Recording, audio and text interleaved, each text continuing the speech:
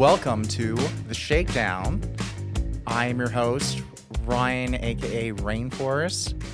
I was in prison for 6 years and got a degree in sociology and studied criminology and things like that. And I am on the phone right now with my buddy Malone, who was locked up for 30 years. And he 7,000 years. 7,000 years. I'm sorry. Yeah. I don't know what animal lifespan we're going on for this one. Oh, well, that's what it felt like. That. Somewhere along the way, I lost track. So yes. So we both have experience dealing with prisons, and we both have a lot of experience with dealing with the criminal justice system. And we both want to change it. And we want to talk about our experience and talk about what can change to make it a better system for everybody. And recently we did an episode. We talked about weekenders and commitments, and we talked specifically about my commitment, which is part of my probation, where I have to go down to Texas once a year and go down and stay in jail for one 24-hour period once a year. And actually, just last weekend, I was back in Texas and trying to get rid of that one condition off my probation, trying to get that off of there. And Probation. Yes, off my probation. And it's not part of my parole because I'm on parole and probation. I think you need to let people know that today, this show is going to be a little bit different than the rest of them. And there's going to be kind of a role reversal here, and I'm going to be doing most of the interviewing, and Rainforest is going to be answering most of the questions. Yes. So we're in for a treat. We are, and with that, I'm going to let Malone take the lead and ask the questions, and I am, as you can see, in the hot seat. And Malone today is a disembodied voice because we just want to get this episode. We, meaning mainly me, wanted to get this episode in the can, so that we can get this out and get this out to people. So, with that, Malone, what do you... Yeah, hell. Yes. Indeed. All right, well, you kind of told everybody the basics of your situation. And so, when you went to court, so how did you get back in the court on this to begin with anyways? And how does that go about? Did you have to hire a lawyer? I did. So for months, I spent time looking for a lawyer that would take this case. I did not want to use the lawyer that I had previously because I felt pretty screwed over by the lawyer that I had before. And I discussed that in our first episode, why I felt that way. So if you want to go back and listen to it, I explain why I felt like my lawyer didn't do an amazing job. So I wanted to find a new one, and one that would specifically do this. And it was very difficult. That's a whole series of shows about lawyers. Yes. I don't want to touch that one. Well, I will tell you, I have had 3 lawyers now. So I had the lawyer who basically took me through my sentencing hearing. So basically, when I got in trouble, I hired this lawyer. And then when I went up for parole, I got a separate lawyer who did, have to say, an amazing job. And he did him and his dad did an amazing job, and they got me out on my first parole, which never happens. And you know what? I need to give them a shout out, and I'm actually going to look at my phone right now. And I don't know.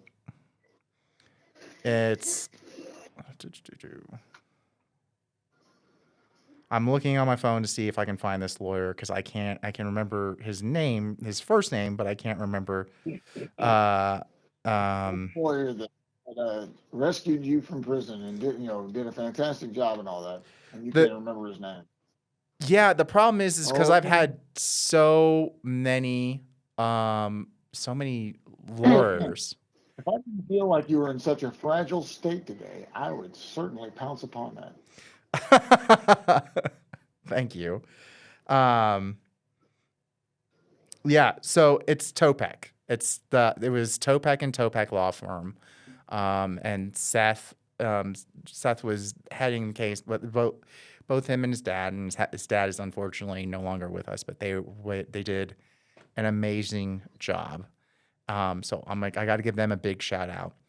And then I got another lawyer because they're basically he's doing, they were in a different jurisdiction from where I was locked up at. So I needed to find a new lawyer up in Collin County. And I basically had to go through this lawyer referral service in Texas. And they started referring me to family lawyers in case I needed like a divorce or something in Texas, which was fortunately not the case. But they were just referring me to random You better lawyers. not be. It's not gonna, I'm not going for it. In case you couldn't hear, because unfortunately we were doing this over the phone, so in case you couldn't hear, Malone told me I better not be getting a divorce in Texas. He has questions. Yeah. So so basically, I went through, and then I found this other lawyer who I talked to. And I told him my situation, that I was trying to get this probation, this part of my probation changed. He said he could do it. We could try and get it removed. And I had to pay him $2,000, and there we go. And then I'd have to fly out to Texas and go in front of the judge, the exact same judge that came up with the brilliant idea. Because this is not like a standard stipulation. It's not like jail time or prison time or probation, which are like standard conditions of certain like certain arrests are 2 to 20 years, or some are 5 to 99. Or, their different charges get different default things. This is something the judge came up with on the fly at my sentencing hearing that he added. That's one of the things I wanted. That's one of the things I wanted to get into.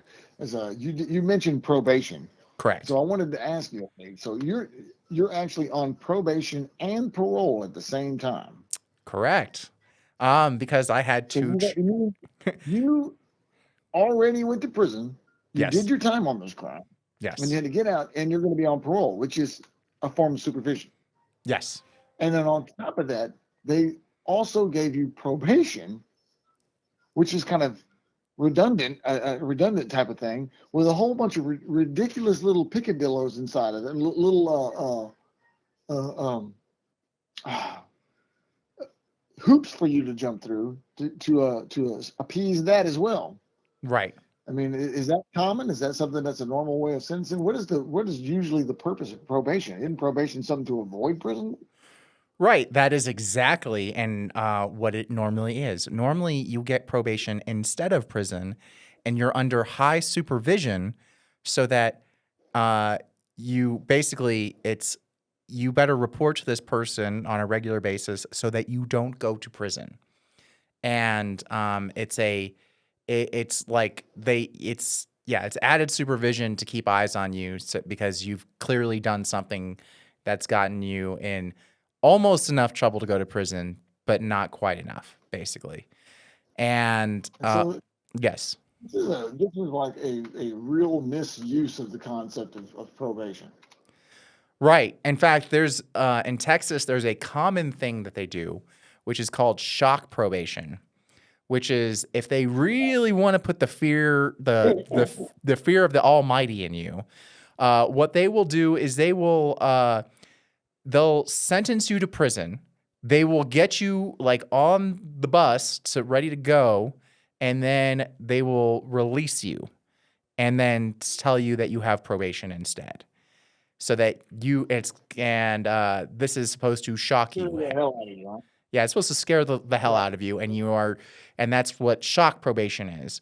And that's what probation is for. It's instead of going to prison. It's not, you don't have probation and prison and jail time and this, it's not, you don't combine, you don't mix and match. But this judge decided it would be an awesome idea. And then not on top of that, he added the jail time too, because why not? Well, actually, the reason was according to why not? yeah, The reason, according to the judge, was so that I would remember the man that I killed. And for those of you who don't know, who are just tuning in, the reason I went to prison is because I got drunk one night. I blacked out. I got into my car, all of which I don't remember, but I did. I'm once again taking full responsibility for that. I got into my car and then I drove into another car and then killed the driver. And so all of this in this blackout, I killed this guy, and I also, and then this is an important part to remember too. I was found a mile away from the scene on barefoot in my pajamas. Um, and meanwhile, my car was burning, was on fire, and everything had burnt up. It was awful. It was a mess. It was that night entirely was bad. So I got charged with. If you look at the charge, I got charged with intoxicated manslaughter twice, even though I only killed one person. The second charge has to do with the fact that I left the scene. And that's why I got, so basically for killing the person, I went to prison. For not being at the scene, I got the probation. And both of them were 10 years. And not only did I get, the 10 years didn't start at the same time. It was once I got out of prison, that's when the 10 years started for the probation. So I'll finish my parole in 4 years because I did 6 years in prison. So I finished my parole in 4 years. Now 2 years left on that. And then I have 10 years of probation, 8 years left on the probation. So was your probation also active? Was that something that you were on while you were in prison? I mean, how does that work? They no, suspended the probation until you got out of prison? it was deferred until I got out. Deferred. Like it didn't start until I got out. The day I got out, that's when probation started. Can you explain that? I was like, that's kind of what I just said is basically it's stacked basically. So they can do that with other charges too. So like, let's say in my situation, I killed 2 people, and what they could do is I could have gotten 2 10-year sentences or 2 20-year sentences. And then once I finish one 10-year sentence, then I would start the next 10-year sentence. And that's what they did with this, except for instead of having 2 prison sentences, I had a prison sentence and a probation sentence. And they stacked them on top of each other. All right. I'm still trying to wrap my head around this. I mean, I got to say that I was in prison for 7,000 years, like I said, and so I've talked to quite a few people about their sentencing, about what they had, and that is a very unusual sentence indeed, that you'd be given probation to go along with your prison sentence. I mean, that's like as we described already. I mean, it's pretty common knowledge that probation is something that you get in lieu of prison, not added on to prison. And as you said, and it was deferred until you got out of prison, which is extra craziness added on to that. Right. And I like, as you were saying, you never came across anyone except for me who had this charge. I was in the same boat. I never came across anyone except for me. And I did come across many people who had the same charge, who had intoxicated manslaughter and who had fled the scene. And many of those people, there were a couple who got like 20-year sentences. All right. And they just got 20 years in prison, and that was the end of it, which means that they can't leave until 10 years is up. And there's a couple that actually, I mean, there's another case, and I think Texas Monthly has gotten onto it. And there's somebody who was over there with us, as a matter of fact. His name was Gary Gibbs. I think you missed him, but Gary Gibbs got a life sentence, and there was not even a accident involved or anything like that. It was a simple, driving while intoxicated. I don't know, can't remember exactly how the life sentence came about, but some people got involved I mean, he really was it was an onerous case of excessive sentencing. And So I this is, mean, yeah, that's an important thing to point out too when we're talking about this is, and I forgot it really, going, oh, yeah, go ahead.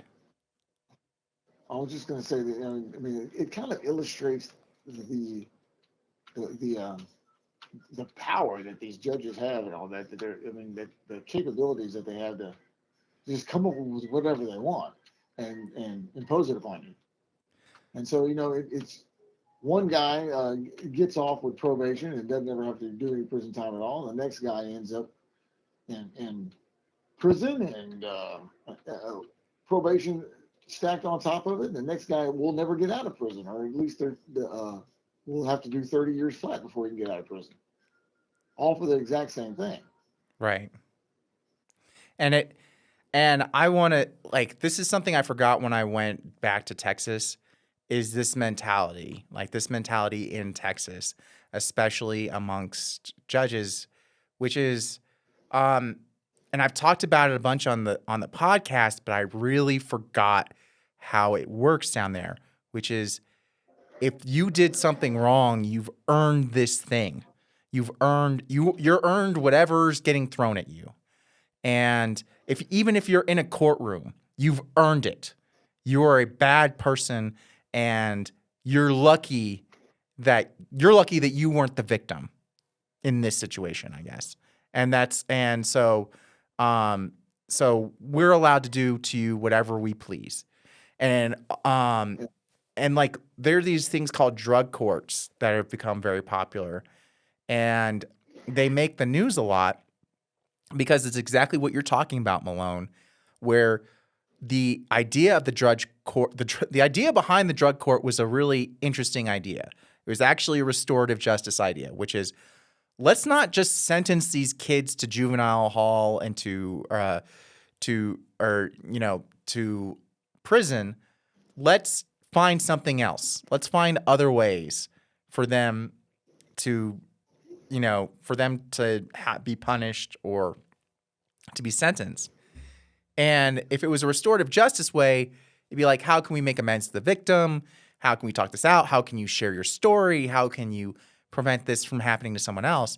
Instead, what it turned into was how creatively awful can we be? And those are the headlines. Like you'll hear these headlines from judges. Like one very popular one is like they'll sentence people to stand out on the highway, usually like wearing sandwich boards or holding up giant signs saying like, I'm an awful person who did this awful thing. Then they'll specify. Like if it was my situation, they'd be like, hi, I'm Ryan and I killed someone and this is my address, and like they'll do something spectacularly great, sentence them to do something spectacularly crazy. And like maybe go out every weekend and stand out on that highway or different highways and post themselves like that. And What you're saying is you got off light. Is that? Well, I'm saying no. What I'm saying is that Things considered. Well, They could have done whatever they wanted to do. Well, what I'm saying is that this so writer like local media picks it up and they're like, isn't this crazy that this judge did it? But a lot of times what comes out of it, the population's response to it is, yeah, I'm glad that judge so-and-so did that. I really like that judge now. He's really taken a bite out of crime. And this goes back to incentives is the main point I wanted to get back into, which is the funny thing, one of the really odd things that one of the truths that you're saying, but that seems to be you'll even hear guys that are locked up in prison say stuff like that. Almost like they completely disassociate themselves right from being subject to the exact same thing. Right. Guys in prison. Yeah, guys in prison are the worst about it, quite honestly. They sometimes can be the number one, let's lock him up. That guy deserves this. He deserved what's coming to him. and they don't consider them that guy, even though they're sitting in a cell right now Yeah, and sitting in a cell watching Law and Order. it is crazy. It really is. But I mean, you and I have both seen it. It defies all reason and logic. It does. I, So Malone, you've got 2 more it, questions. what I'm trying to say, I have 2 more questions. Yes. We got a time limit on this. We do have a time. I've been trying to set it for, do the 25-minute episodes. Well, you could edit it down to 25 minutes from. Oh my however long you gosh. talk. I could do a lot of Oh, things. you can't. Okay, well, sorry, I don't know the ins and outs of podcasting apparently. You kind of threw me off with that statement there. Sorry. Rainforest. You kicked me off. You kicked me off my game. I was in the zone there, and now I'm no sorry. That was my bad. It's my bad, everyone. I knew Malone was. The point that I was trying to make though with that last question about or last statement about inmates is that it illustrates something about human nature, that a very bad side of human nature that sees its fellow man around him as being worthy of the worst possible punishment possible, but themselves, I'm a good person, I don't deserve that type of thing, right? Instead of the opposite, or I shouldn't say the opposite, but instead of seeing everybody as a good person that deserves to be some kind of a help instead of harm whenever they do something wrong. And I got to say, even in my, I can remember as a growing up and being when I was young and in prison, I oftentimes had that kind of attitude. I had a difficult time with seeing everyone else around me as being as worthy of mercy as myself. And but I'm not really sure what I do know what enlightened me, because I was raised in Texas with this attitude, that if I mean my mom, if somebody else if I did something wrong at school or whatever, and a principal whipped me for it, gave me licks or whatever. I know that's probably people in Colorado probably are aghast at the sound of that, but corporal punishment was common in Texas when I was growing up, and I could go home. I could plead my case. I could say that I didn't deserve it or whatever else. But my mom, it never mattered. My mom automatically took the side of the other people, and I mean, and so I grew up with this. I actually believed that they were doing the right thing. That hitting kids and excessive amounts of punishment and all that was good for people, and that if you wanted to really train anybody in anything, you should punish failure to the max. If you want to learn how to juggle, okay, I'll show you how to juggle. Every time that you drop a ball, I'll strike you, or you'll get some kind of pain response, and eventually you won't drop that ball anymore, type of thing. And I actually thought like that, and then someone pointed out to me just how insane that sounded. They were aghast whenever I expressed that, and it caused me to take a second look at it, and then I realized, that is pretty crazy. Where'd that come from? And I had to kind of assess myself. But this is getting to a lot of what I think this podcast is about, and what we're trying to change. It is. This is the big part of this is the meat of the podcast, and I think if Malone has time, maybe we can split this up into 2 parts, because I think we can do that. But the main point is that we get this mentality that we need to punish, and if the punishment doesn't work, then we just didn't punish hard enough. And that if someone does something, then if someone is responsible for something, then that means that they're a bad person, or they're a bad or an evil person. And the only way to deal with that is to make them feel bad and evil.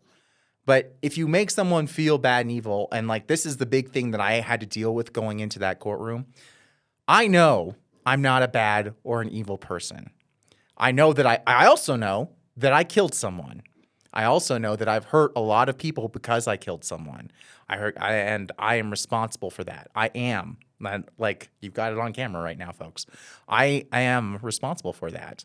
But I also don't think I am bad or evil. But I do know that there are things I can do because of that. I have responsibilities because of that.